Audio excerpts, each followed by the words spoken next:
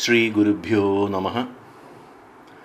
ശ്രീ മഹാത്രിപുരസുന്ദരിയും ശ്രീ മഹാകാളിയും പ്രധാന ദേവതകളായിട്ടുള്ള രണ്ട് പുരാതന വിഭാഗങ്ങളാണ്.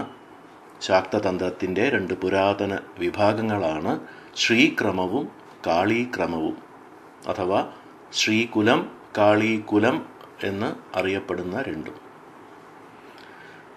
മഹാത്രിപുരസുന്ദരി, മഹാകാളി എന്നീ രണ്ട് ശക്തി ദേവതാ സ്വരൂപങ്ങളും പരസ്പരം നേരെതിരായിട്ടുള്ള ഭാവങ്ങളോട് കൂടിയവരാണ് എന്ന് തന്നെ പറയാം.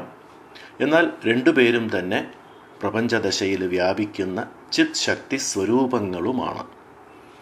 പ്രപഞ്ചം സൃഷ്ടിച്ച് എല്ലായിടത്തും പൂർണ്ണമായി നിറഞ്ഞ് ലോകത്തിനെ രക്ഷിക്കുന്ന സൃഷ്ടിസ്ഥിതികാരിണിയായ ശക്തിയാണ് ശ്രീ ത്രിപുരസുന്ദരി. കാലത്തിനെ സംഘർഷണം ചെയ്ത് തൻ്റെ ഉള്ളിലേക്ക് വലിച്ച് പ്രപഞ്ചത്തിൻ്റെ ലയം ഉണ്ടാക്കുന്ന സംഹാരശക്തിയാണ്, അല്ലെങ്കിൽ ശൂന്യ ശക്തിയാണ് ശ്രീ കാളി.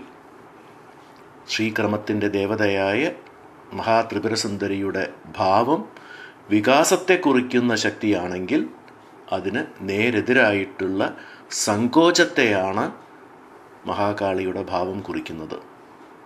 ഒന്ന് പൂർണ്ണം ആണെങ്കിൽ മറ്റത് ശൂന്യമാണ്. എന്നാൽ പൂർണ്ണത്തിൽ നിന്നും ആ പൂർണ്ണത്തെ മുഴുവനുമായി എടുത്തു മാറ്റിയാലും അവശേഷിക്കുന്നത് പൂർണ്ണം തന്നെയാണ് എന്നത് ഉപനിഷദ് വാക്യമാണ്. അത് അറിയാമല്ലോ അല്ലേ? പൂർണ്ണമത പൂർണ്ണമിദം പൂർണ്ണാത് പൂർണ്ണമുദച്യത്തെ പൂർണ്ണസ്യ പൂർണ്ണമാദായ പൂർണ്ണമേവ അവശിഷ്യത്തെ.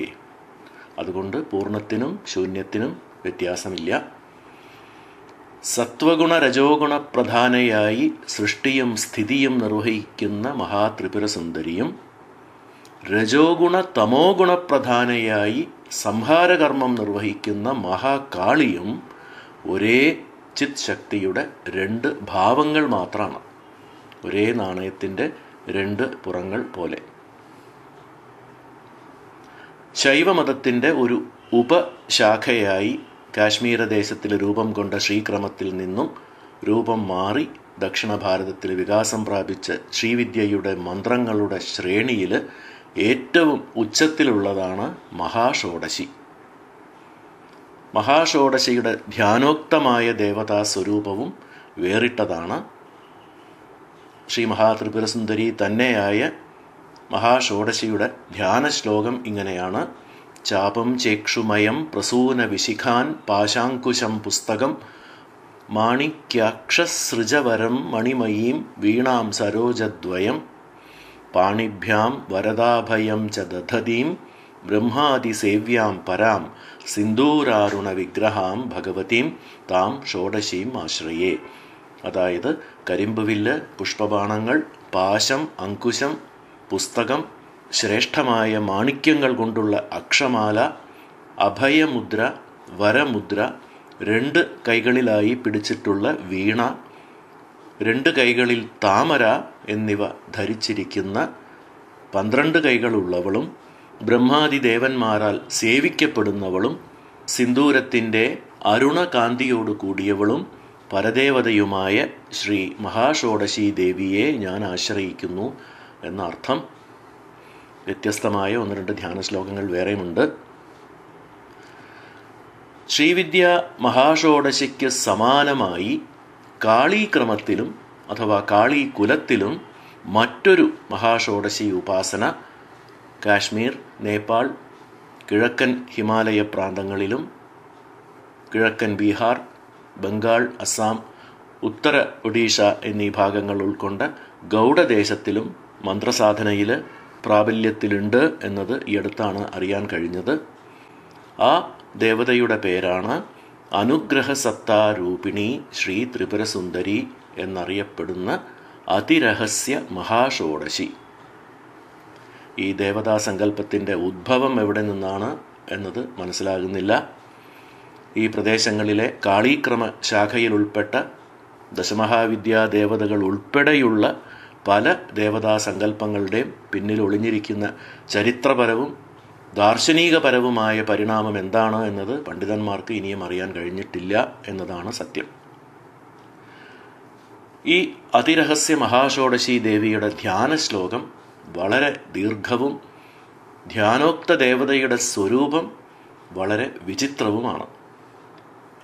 ശ്രീചക്ര നിരൂപണം എന്ന ഗ്രന്ഥത്തിൽ ശ്രീ പ്രഹ്ലാദഗിരി ഗോസ്വാമി ഉദ്ധരിച്ചിട്ടുള്ള പുരാതനമായ ധ്യാന ശ്ലോകമാണ് ഇത്. ധ്യാന ശ്ലോകം ആദ്യമൊന്ന് വായിക്കാം, എന്നിട്ട് അർത്ഥം പറയാം. സശൂന്യ സദനേ സദാ ജ്വലിത പുഞ്ച തേജസം തദന്തർഗതം മഹാകമലപത്ര സാഹസ്രകം മഹാസന സുമഞ്ജകം പരിവൃതം ദിഗീശൈർദശൈർ വിരിഞ്ചി ഹരിരുദ്രകേശ്വര സദാശിവ നിർമ്മിതം മൃണാലയുത നാലകം പരശിവസ്യ നാഭ്യുദ്ഗതം സശൂന്യകമലാസനം തദുപരിസ്ഥരക്താബ്ജകം പ്രസാദമയ ഭൈരവ പിതൃവനോപരിസ്ഥം തതഃ ശ്രിയം തദ് ഉപരിസ്ഥിതാം ജഗത് അനുഗ്രഹേ തത്പരാം സുഷോഡശമുഖാംബുജാം ശകലചന്ദ്രചൂടാമണിം വിമുക്തചികുരാലകാം പരമകോടി സൂര്യപ്രഭാം സുരക്തവദനാം അധോസിതമുഖാം സിതാസ്യാമധോ ഹരിതമുഖപങ്കജാം രുചിരവാമഭാഗസ്ഥിതാം ശുഭാശ്ച തദ് അധോമുഖാം രുധിരകാന്തികാം ഉജ്ജ്വലാം ഹരിന്മുഖസരോരുഹാം ലലിതകുങ്കുമാം ദക്ഷിണാം ജതുപ്രഭമുഖാംബുജാം തദനു കാപിലാം വാമകാം ജപാകുസുമസന്നിഭാം പരമസുന്ദരാസ്യാം മഖഃ സുദാഡിമനിഭാനനാം ധവളനീലമിശ്രാനനാം സുവാമകപീതകാം തദനു ധൂമ്രവർണ്ണാൻവിതാം സദാ സ്മിതമുഖാംബുജാം ശശദിവാകര അഗ്ന്യക്ഷിണീം ശശാങ്കരവികുണ്ടലാഭവിലസത്കിരീടോജ്വലാം ജപാകുസുമഭാസുരാം ലലിതയോഗപട്ടാംബരാം ജനാർദ്ദനസുചർമ്മയുഗ്വസനഭൂഷിതാം മോഹിനീം സദൈവ വിധിചർമ്മയുഗ് സുരുചിര ഉത്തരീയാം ശിവാം സുഭൈരവശ്ശിരസ്രജം ഹ്യരുണപത്മമാലാധരാം ഗജാധികശതൈർഭുജൈർ വിവിധശസ്ത്രദേവാൻ ധൃതാം മഹാത്രിപുരസുന്ദരീം നിഖിലഭൂതബീജാങ്കുരാം ഭജേ സകലസാക്ഷിണീം സുരവരൈർ അഗമ്യാം പരാം. ഇതാണ് ആ ധ്യാനശ്ലോകം. കുറച്ച് ദീർഘമായിട്ടുള്ള ധ്യാനശ്ലോകം. ഇതിൽ ഈ അതിരഹസ്യ മഹാഷോഡശി ദേവിയുടെ സ്വരൂപം വർണ്ണിച്ചിരിക്കുന്നത് ഇങ്ങനെയാണ്. ശൂന്യാംബരത്തിൽ സദാ ജ്വലിച്ചുകൊണ്ടിരിക്കുന്ന ഒരു പ്രഭാവലയത്തിൻ്റെ ഉള്ളിൽ 1000 ദളങ്ങളുള്ള ഒരു താമരയെ ധ്യാനിക്കണം. അതിൻ്റെ മുകളിൽ ബ്രഹ്മ, വിഷ്ണു, രുദ്രൻ, ഈശ്വരൻ, സദാശിവൻ എന്നിവർ 5 കാലുകളായിട്ടും പരശിവൻ പലകയായിട്ടുമുള്ള മഞ്ചം ഉണ്ട്. തങ്ങളുടെ ശക്തികളുമായി സാമരസ്യം പ്രാപിക്കാത്തതുകൊണ്ട് പ്രേതരൂപികളായിട്ടാണ് ഇവർ ഉള്ളത്. അവരുടെ ചുറ്റുമായിട്ട് 10 ദിക്പാലകന്മാരും നിൽക്കുന്നുണ്ട്. പരശിവത്തിൻ്റെ നാഭിയിൽ നിന്നും ഉയരുന്ന ചെന്താമരയുടെ മുകളിൽ മഹാശൂന്യസ്ഥാനത്തെ ധ്യാനിക്കണം. അവിടെ മുഖപ്രസാദത്തോടുകൂടി ശയനിക്കുന്ന മഹാഭൈരവന്റെ ശരീരത്തിന് മുകളിൽ മഹോന്നത ദേവതയും ലോകാനുഗ്രഹ തത്പരയുമായ ശ്രീ മഹാഷോഡശി വിരാജമാനയാണ്. ആ ദേവിക്ക് 16 മുഖങ്ങളാണ്. ശിരസിൻ്റെ ഏറ്റവും മുകളിൽ ചന്ദ്രക്കല ചൂടിയിട്ടുണ്ട്. 108 കൈകളുമുണ്ട്. ഓരോ കൈയിലും ആയുധങ്ങൾ ധരിച്ചിരിക്കുന്ന ഓരോ പ്രധാന ദേവനെ പിടിച്ചിട്ടുമുണ്ട്. അതായത് സകല ദേവന്മാരുടെയും ഊർജമായി പ്രവർത്തക ശക്തിയായിട്ടുള്ളത് ശ്രീ മഹാഷോഡശിയാണ് എന്നത് ദ്യോതിപ്പിക്കാൻ. കോടി സൂര്യപ്രഭയുള്ള ദേവിയുടെ ശരീരത്തിന് ചെമ്പരത്തിപ്പൂവിൻ്റെ ചുമന്ന നിറമാണ്. പുഞ്ചിരി വിടർന്ന മുഖങ്ങളുമാണ്. ഓരോ മുഖത്തിൻ്റെയും നിറം പ്രത്യേകം പ്രത്യേകം ധ്യാനശ്ലോകത്തിൽ പറഞ്ഞിട്ടുമുണ്ട്. ഏറ്റവും മുകളിലുള്ള മുഖത്തിന് രക്തവർണം, അതിൻ്റെ താഴെയുള്ള മുഖത്തിന് കടും നീലനിറം, അതിൻ്റെ താഴെ വെളുത്ത നിറത്തിലും ഹരിത നിറത്തിലും 2 മുഖങ്ങൾ, അതിൻ്റെയും താഴെയുള്ള 5 മുഖങ്ങൾക്ക് യഥാക്രമം മഞ്ഞൾ നിറം, കുങ്കുമപ്പൂവിൻ്റെ നിറം, കടും ചുമപ്പ് നിറം, അരക്കിൻ്റെ നിറം, ചെമ്പിൻ്റെ നിറം. അതിനും താഴെയുള്ള 7 മുഖങ്ങൾക്ക് യഥാക്രമം ചെമ്പരത്തിപ്പൂവിൻ്റെ നിറം, മാതളം പൂവിൻ്റെ നിറം, ധവള നിറം, നീലനിറം, രണ്ടിൻ്റെയും മിശ്രമായ ഇളം നീലവർണം, ഇളം മഞ്ഞൾ നിറം, പുകയുടെ നിറം. ഇങ്ങനെയാണ് 16 മുഖങ്ങളുടെയും നിറങ്ങൾ വിവരിച്ചിരിക്കുന്നത്. അതായത് ഏറ്റവും മുകളിൽ ഒരു മുഖം, അതിൻ്റെ നേരെ താഴെ ഒരു മുഖം, അതിൻ്റെ താഴെ 2 മുഖങ്ങൾ, അപ്പോൾ ആകെ 4ആയി. അതിൻ്റെ താഴെ 5 മുഖങ്ങൾ, അപ്പോൾ 9ആയി. അതിൻ്റെയും താഴെ 7 മുഖങ്ങൾ, അങ്ങനെ 16. ഒരു ഗോപുരം പോലെ ഉള്ള 16 മുഖങ്ങളുടെ ഘടന. സൂര്യചന്ദ്രാഗ്നികളാണ് 3 കണ്ണുകൾ. സൂര്യചന്ദ്രന്മാർ 2 കുണ്ടലങ്ങളുമാണ്. മനോഹരമായ യോഗ പട്ട കാലുകൾക്ക് ചുറ്റും കെട്ടിയിട്ടുണ്ട്. ഉടുത്തിരിക്കുന്ന വസ്ത്രം അതിവിചിത്രമാണ്. ജീവനില്ലാത്ത ബ്രഹ്മാവിൻ്റെ ജഡശരീരമാണ് ഉത്തരീയം, അതായത് മേൽവസ്ത്രമായിട്ടുള്ളത്. അരയ്ക്ക് താഴെ ഉടുത്തിട്ടുള്ളത് വിഷ്ണുവിൻ്റെ ജഡശരീരത്തെയാണ്. രുദ്രൻ്റെ 5 തലകൾ കോർത്ത മാലയാണ് കഴുത്തിൽ അണിഞ്ഞിട്ടുള്ളത്. സദ്യോജാതം, വാമദേവം, അഘോരം, തത്പുരുഷം, ഈശാനം എന്നീ രുദ്രൻ്റെ 5 തലകൾ കോർത്ത മാല ആണ് ധരിച്ചിരിക്കുന്നത്. അരുണവർണ്ണത്തിലുള്ള താമരപ്പൂക്കളുടെ മാലയും അണിഞ്ഞിട്ടുണ്ട്. മഹാത്രിപുരസുന്ദരീം നിഖില ഭൂത ബീജാങ്കുരാം ഭജേ സകല സാക്ഷിണീം സുരവരൈർ അഗമ്യാം പരാം. സകല ജീവജാലങ്ങളുടെയും ബീജാങ്കുര രൂപിണിയും സകല സാക്ഷിണിയും ദേവന്മാരാൽ പോലും എളുപ്പത്തിൽ പ്രാപിക്കാൻ സാധിക്കാത്തവളുമായ മഹാത്രിപുരസുന്ദരിയാണ് ഈ അതിരഹസ്യ മഹാഷോഡശി ദേവി.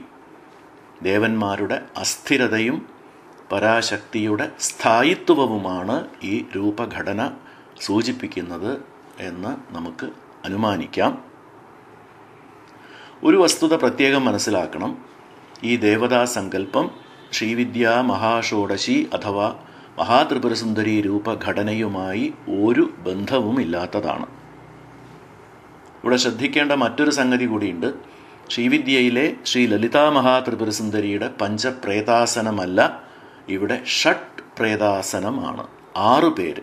ബ്രഹ്മാ വിഷ്ണുശ്ച രുദ്രശ്ച ഈശ്വരശ്ച സദാശിവ തഥ പരശിവോ ദേവി ഷട്ട് ശിവ പരികീർത്തിത. ബൃഹത് തന്ത്രസാരത്തിലുള്ള ഒരു ശ്ലോകമാണിത്. സഹസ്രകമലത്തിൻ്റെ മുകളിലാണ് ഈ ഷട്ട് പ്രേതമഞ്ചം സ്ഥിതി ചെയ്യുന്നത്. ബ്രഹ്മ, വിഷ്ണു, രുദ്രൻ, ഈശ്വരൻ, സദാശിവൻ എന്നീ 5 കാലുകളുള്ള മഞ്ചത്തിൻ്റെ മുകളിൽ 6ാമതായി പരശിവൻ എന്നറിയപ്പെടുന്ന പ്രേതരൂപിയായ ഒരു ശിവന്റെ മുകളിലുള്ള 12 ഇതളുകളുള്ള താമരയുടെ കർണികയിൽ ശയിച്ചുകൊണ്ടിരിക്കുന്ന മഹാഭൈരവന്റെ മുകളിലാണ് ശ്രീ മഹാഷോഡശി ഇരിക്കുന്നത്. കാളീകുലത്തിൽ മഹാഭൈരവൻ എന്ന പേരിലാണ് ശ്രീ പരമേശ്വരൻ അറിയപ്പെടുന്നത്. ശ്രീവിദ്യയിലെ മഹാത്രിപുരസുന്ദരിയെപ്പോലെ ശിവകാമേശ്വരൻ്റെ ഇടത്തെ മടിത്തട്ടിലല്ല ഇരിക്കുന്നത്, ഭൈരവസ്വരൂപിയായ ശ്രീ പരമേശ്വരൻ്റെ മുകളിലാണ്. എന്താണ് ഇതിൻ്റെ സവിശേഷത? നമുക്ക് നോക്കാം. ശ്രീവിദ്യയിൽ ശ്രീ ത്രിപുരസുന്ദരി വിരാജമാനയായിരിക്കുന്ന ശിവാകാര മഞ്ചത്തിലുള്ള 5 പേരും സൃഷ്ടി, സ്ഥിതി, സംഹാരം, തിരോധാനം, അനുഗ്രഹം എന്നിങ്ങനെ 5 കൃത്യങ്ങൾ ചെയ്യുന്നവരാണ്. പക്ഷെ ഇവിടെ കാളീക്രമത്തിലെ ഈ മഹാഷോഡശി കുണ്ടലിനി സ്വരൂപിണിയാണ്. ഈ ദേവിയുടെ താഴെയുള്ള ഈ 6 പ്രേതസ്വരൂപങ്ങൾ ഷഡാധാരങ്ങളെ കുറിക്കുന്നവരാണ്. ബ്രഹ്മാവ് മൂലാധാരത്തെയും, വിഷ്ണു സ്വാധിഷ്ഠാനത്തെയും, രുദ്രൻ മണിപൂരകത്തെയും, ഈശ്വരൻ അനാഹതത്തെയും, സദാശിവൻ കണ്ഠത്തിലുള്ള വിശുദ്ധിയെയും പ്രതിനിധാനം ചെയ്യുന്നവരാണ്. മനസ്സിനെ പ്രതിനിധീകരിക്കുന്ന ആജ്ഞാചക്രമാണ് പലകയായ പരശിവൻ.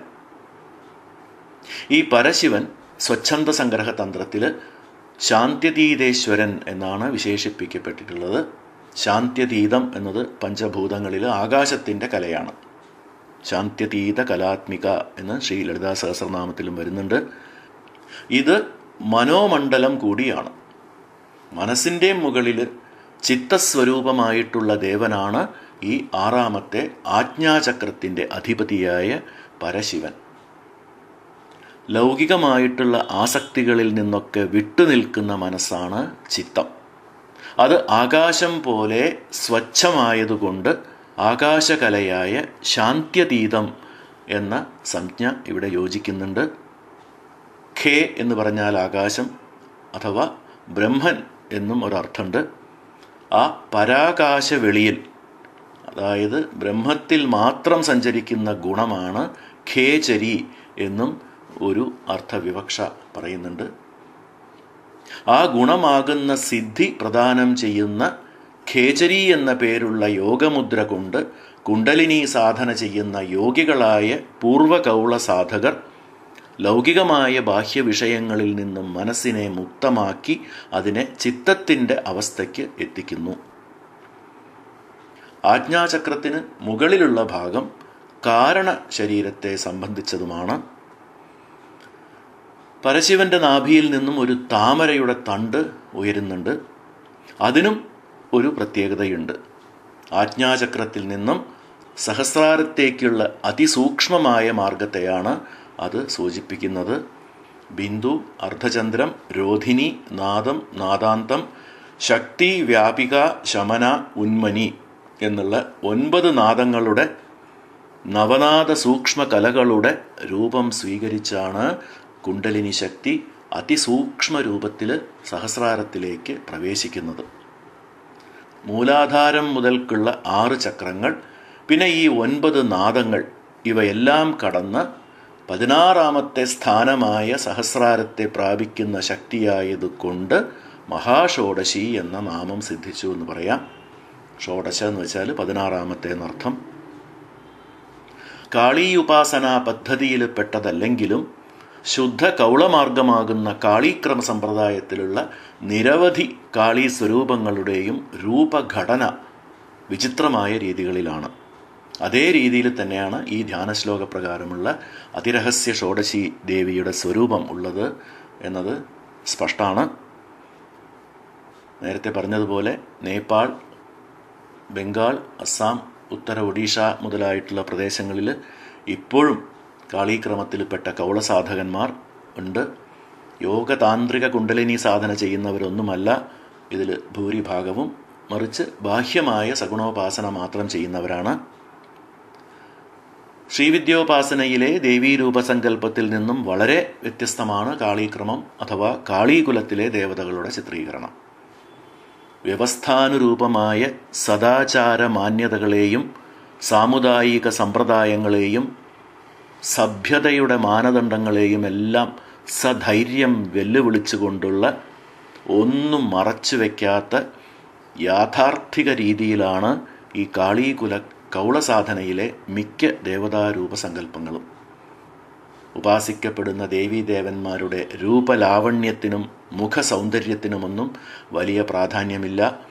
മാത്രമല്ല, നഗ്നരൂപത്തിലും ഗുഹ്യഭാഗങ്ങളെ പ്രദർശിപ്പിച്ചുകൊണ്ടും കാളീ ഭൈരവ സാമരസ്യം എന്നത് സംഭോഗത്തിലേർപ്പെട്ടിട്ടുള്ള മിഥുനങ്ങളായുമൊക്കെയാണ് രൂപഘടനയുടെ സാധാരണയുള്ള ചിത്രീകരണം.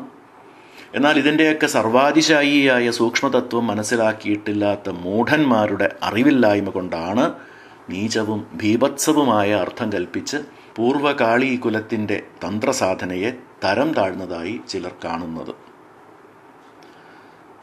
സഹസ്രദള കമലത്തിന് മീതെയുള്ള ഗുരുപത്മത്തിലിരിക്കുന്ന ഈ മഹാഷോഡശി ദേവി നേരത്തെ പറഞ്ഞ ഭാരതത്തിൻ്റെ പൂർവ്വദിക്കിലുള്ള ഗൗഡദേശമായ ബംഗാൾ, അസ്സാം മുതലായ പ്രദേശങ്ങളിൽ അനുഗ്രഹസത്താരൂപിണിയായ മഹാഭട്ടാരികയായിട്ടാണ് അതിരഹസ്യമായ ആരാധനയിൽ കൂടി ഉപാസിക്കപ്പെടുന്നത് എന്നതും ശ്രദ്ധേയമാണ്.